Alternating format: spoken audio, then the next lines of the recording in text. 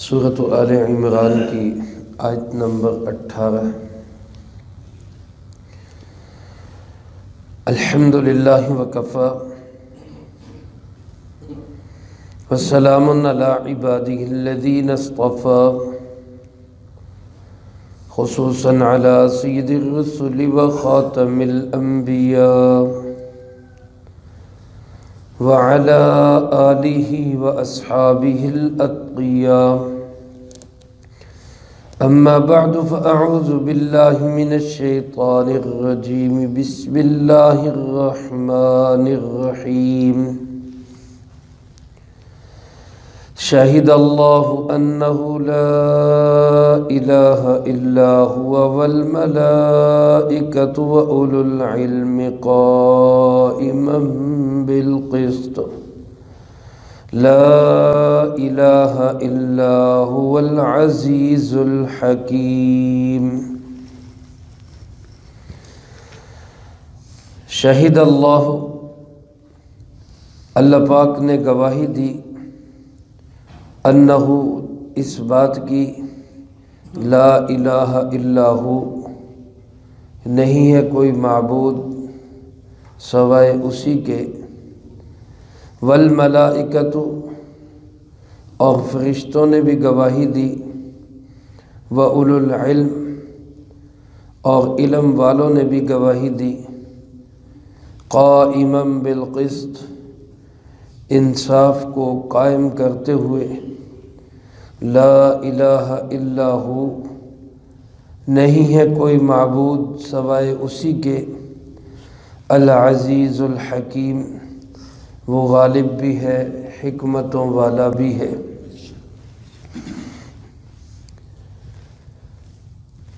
اس آیت مبارکہ میں اللہ رب العالمین نے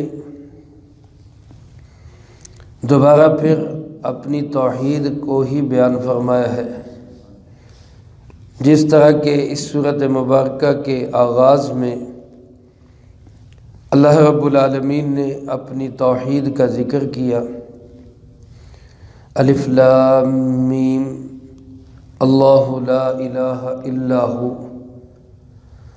اسی انداز سے اس مضمون کو دوبارہ ذکر کیا جا رہا ہے، کیونکہ اصل اصول یہی ایک مضمون ہے کہ اللہ ایک ہے، اس کا کوئی ساجی اور شریک نہیں ہے۔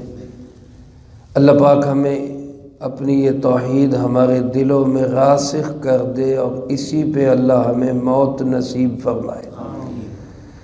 یہاں توحید کا بیان اس انداز سے ہوا کہ اللہ کے سوا کوئی عبادت کے لائق نہیں، سجدوں کے لائق، رکوع کے لائق، انتہائی تعظیم کے لائق، مالی عبادت، نذر و نیاز کے لائق صرف کون ہے؟ اس بات کا گواہ خود اللہ ہے، اور پھر اس بات کے گواہ اللہ کے فرشتے ہیں، اور پھر اس بات کے گواہ اہل علم بھی ہیں۔ یعنی یہ تین گواہیاں اللہ رب العالمین نے بیان فرمائی، خود اپنی ذات کی، فرشتوں کی اور اہل علم کی۔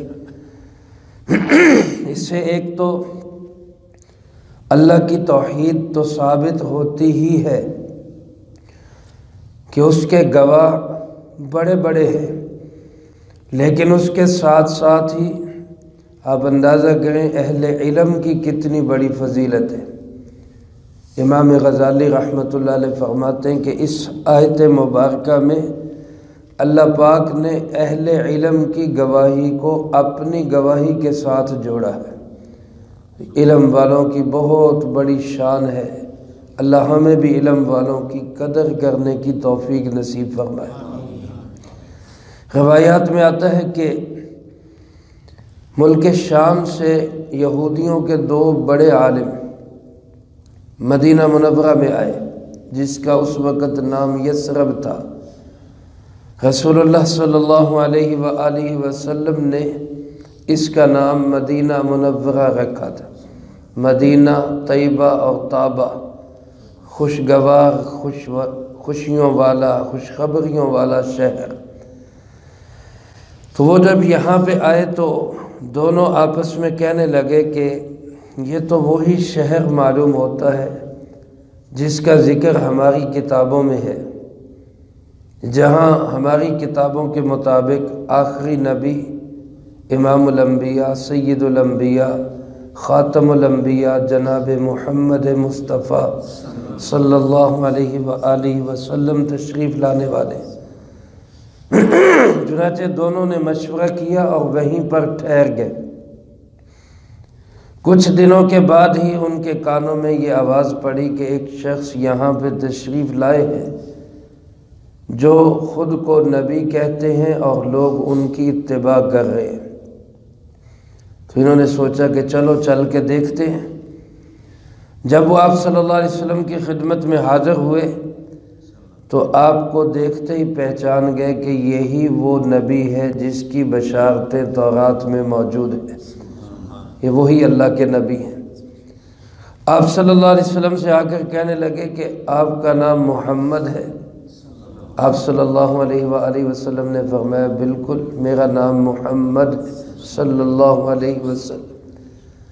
پھر کہنے لگے آپ کا نام احمد بھی ہے؟ آپ نے فرمایا کہ ہاں میرا نام احمد بھی ہے صلی اللہ علیہ وسلم۔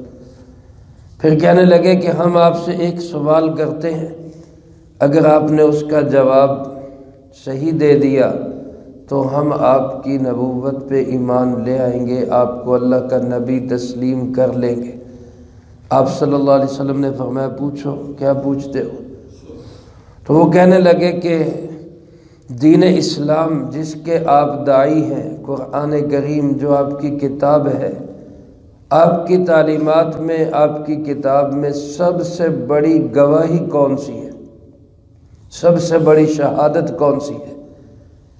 سرکار دو عالم صلی اللہ علیہ وآلہ وسلم نے ابھی اس کا جواب نہیں دیا کہ جبرائیل امین علیہ الصلاۃ والسلام تشریف لائے اور یہی آیت مبارکہ پڑھ کے سنائی۔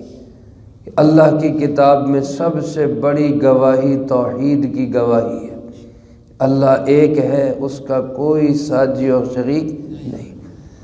اور پھر یہ آیت مبارکہ ایسی کہ اس میں 2 دفعہ اس کا ذکر ہے، توحید کا ذکر ایک ہی آیت میں 2 دفعہ ہے۔ شاہد اللہ انہ لا الہ الا ہو، یہاں بھی ذکر ہے، پھر آگے پھر فرمایا لا الہ الا هو العزیز الحکیم۔ اللہ کی کتاب میں سب سے بڑی گواہی یہی توحید کی گواہی ہے۔ تو بات چونکہ بالکل برحق تھی، ان کی کتابوں میں بھی یہی لکھا تھا، اس لیے وہ دونوں کلمہ اسلام پڑھ کے صحابی رسول بن گئے۔ اللہ پاک نے ان کو ایمان کی دولت سے مالا مال فرمایا، نوازا ان کو۔ اور میرے عزیز دوستو، یہ گواہی بہت بڑی گواہی ہے، بلکہ علماء نے لکھا ہے کہ اصل علم والا کہلانے کا حقدار وہی ہے جو یہ گواہی دیتا ہے۔ آج اگر ہم یہ گواہی پکی کر لیں تو یوں سمجھ لیں کہ اللہ پاک نے ہمیں بھی اہل علم کے اندر شامل کر لیا۔ اللہ پاک فرماتے شہید اللہ انہ لا الہ الا ہو، اللہ پاک خود گواہی دیتا ہے۔ اللہ کی گواہی کا مطلب کیا؟ کہ اللہ کی پیدا کی ایک ایک مخلوق اس بات کا پتہ دیتی ہے کہ اللہ کے سوا کوئی عبادت کے لائق نہیں۔ وَفِي كُلِّ شَيْءٍ لَهُ شَاهِدٌ عَلَىٰ أَنَّهُ وَاحِدٌ، ہر چیز کے اندر اس بات کی گواہی ہے کہ وہ اللہ کیا ہے؟ ایک ہے۔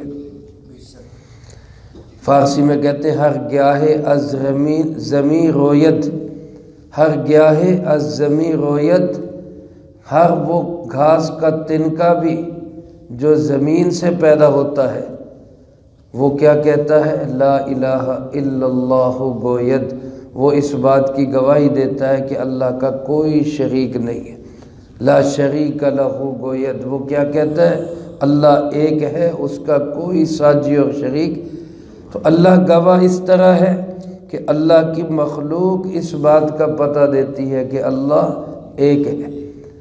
پھر فرشتے جو اللہ کے پاس ہر وقت تکوینی امور کی ذمہ داری اللہ نے جن کو سونپی ہوئی، وہ اللہ کے قریب رہنے والے وہ بھی جانتے ہیں اور وہ بھی گواہی دیتے ہیں کہ اللہ ایک ہے، اس کا کوئی ساجی اور شریک نہیں ہے۔ وَأُولُو الْعِلْمِ اور علم والے بھی اس بات کے گواہ ہیں۔ اس سے مراد ہر وہ شخص جس نے دینی علوم کو حاصل کیا وہ اس بات کا گواہ ہے کہ اللہ ایک ہے، اس کا کوئی ساجی اور شریک نہیں ہے۔ اللہ پاک فرماتے قائما بالقسط، یہ گواہی قائم ہے انصاف کے ساتھ۔ اس میں علماء نے ایک نقطہ لکھا ہے کہ قائما بالقسط کہہ کر اللہ پاک نے عیسائیوں کے عقیدہ کفارہ کی تردید کر دی۔ عیسائیوں کا ایک عقیدہ ہے کہ حضرت عیسیٰ علیہ السلام سولی چڑھ گئے اور سولی پہ چڑھ کے انہوں نے ہمارے سارے گناہوں کا کفارہ کر دیا، اب ہم جو مرضی کرتے رہیں ہمیں گناہوں کی سزا نہیں ملے گی۔ یہ عیسائیوں کا عقیدہ ہے۔ اسلام نے، اللہ نے، قرآن و سنت نے ہمیں جو عقیدہ دیا ہے وہ کیا کہ حضرت عیسیٰ علیہ السلام اول تو سولی نہیں چڑھے، وما قتلوہ وما صلبوہ، نہ وہ قتل ہوئے نہ وہ سولی چڑھے، بلکہ بل رفعہ اللہ الیہ، اللہ نے ان کو اپنے پاس زندہ اٹھا لیا۔ وہ قیامت سے پہلے دنیا میں تشریف لائیں گے، حضرت محمد صلی اللہ علیہ وسلم کی شریعت کے مطابق دنیا کا نظام چلائیں گے۔ یہ ہمارا عقیدہ ہے۔ اور دوسری بات یہ کہ کوئی کسی کے گناہ کا کفارہ نہیں بن سکتا۔ یہ تو انصاف کے خلاف ہے کہ جرم کوئی کرے اور سزا کسی اور کو ملے، یہ تو انصاف نہیں ہے۔ جرم بیٹا کرے پکڑا باپ جائے، جرم بھائی کرے پکڑا دوسرا بھائی جائے، اور جرم یہ لوگ کرے اور نعوذ باللہ سزا اللہ کا معصوم نبی بھگتے۔ کیوں بھائی؟ اس کا کیا گناہ؟ اللہ کے نبی کا کیا قصور ہے؟ وہ تو پاک ہے، معصوم ہے، گناہوں سے پاک ہے۔ تو یہ کیسا من گھڑت عقیدہ ہے کہ اپنے سارے پاپ، سارے گناہ، ساری اپنی غلطیاں، اس کی سزا کس نے بھگت لی؟ اللہ کے نبی نے، نعوذ باللہ من ذالک۔ تو قائما بالقسط کہہ کے اللہ پاک نے گویا یہ تردید کر دی کہ اللہ انصاف کرنے والا ہے، اللہ ظلم کرنے والا نہیں۔ اللہ ایسا نہیں کہ پاپ تم کرو پکڑے کسی اور کو، سزا کسی اور کو دو، ایسا نہیں۔ لیکن اللہ پاک انصاف کو قائم کرے گا۔ جس نے جرم کیا ہوگا آخرت میں پکڑ اسی کی ہوگی، اگر وہ توبہ نہیں کرتا، معافی نہیں مانگتا۔ تو میرے عزیز دوستو، یہ قائما بالقسط یہ بھی ایک عقیدہ ہے کہ اللہ انصاف کو قائم کرنے والے۔ آج بھی بہت سارے لوگ کہہ دیتے ہیں جو مرضی کرتے جاؤ جی، جنت حسین دی لہذا ہمیں تو پکی جنت ملے گی۔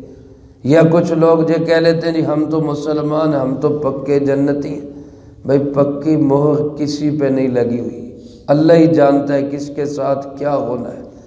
اور جو انسان نیکی کے ساتھ لگا رہے گا، جڑا رہے گا، اللہ اس پہ ضرور اپنی رحمت کرے گا، ضرور اس کو اللہ پاک اپنی فضل، اپنے نبی کی شفاعت کا حقدار بنائے گا۔ لیکن اس امید پر انسان گناہ کرتا جائے، برائی کے راستے پہ چلتا جائے کہ میں جو مرضی کروں فلاں مجھے بچا لے گا، فلاں بچا لے گا، فلاں چھڑا لے گا، یہ عقیدہ من گھڑت عقیدہ ہے۔ اس لیے اپنی زندگی کے اعمال کو درست کرنے کی ضرورت ہے۔ اللہ پاک پھر فرماتے لا الہ الا ہو، اس کے سوا کوئی عبادت کے لائق نہیں، وہی عبادتوں کے، نیازوں کے، نظر کے، سجدوں کے، رکوع کے لائق صرف کون؟ اللہ رب العالمین۔ العزیز، وہ غالب بھی ہے۔ غالب ایسا ہے کہ اپنی توحید منوانا چاہے تو منٹوں میں منوا سکتا ہے، سیکنڈوں میں منوا سکتا ہے، پوری دنیا کے تمام انسانوں سے منوا سکتا ہے۔ لیکن وہ حکیم بھی ہے، اس کی حکمت کا تقاضا یہ ہے کہ اس نے انسانوں کو اختیار دیا ہے، اپنی پسند سے توحید کو اختیار کرو تاکہ تم نوازے جاؤ، جبر سے نہیں، زبردستی نہیں، اپنی مرضی سے دین حق کو قبول کرو۔ اللہ کا شکر ہے اللہ نے ہمیں توحید والا بنایا ہے۔ ہم توحید کا بھی اقرار کرتے ہیں، جناب محمد کریم صلی اللہ علیہ وسلم کے آخری نبی ہونے کا بھی اقرار کرتے ہیں۔ اللہ ہمیں اسی ایمان پہ موت نصیب فرمائے۔ حدیث پاک میں آتا ہے، مسند احمد میں یہ حدیث ہے، سرکار دو عالم صلی اللہ علیہ وآلہ وسلم نے یہی آیت مبارکہ عرفات کے میدان میں پڑھی، اور عرفات کے میدان میں اس آیت مبارکہ کو پڑھ کے آخر میں آپ نے فرمایا وَأَنَا عَلَى ذَلِكَ مِنَ الشَّاهِدِينَ، میں بھی اس بات کا گواہ ہوں۔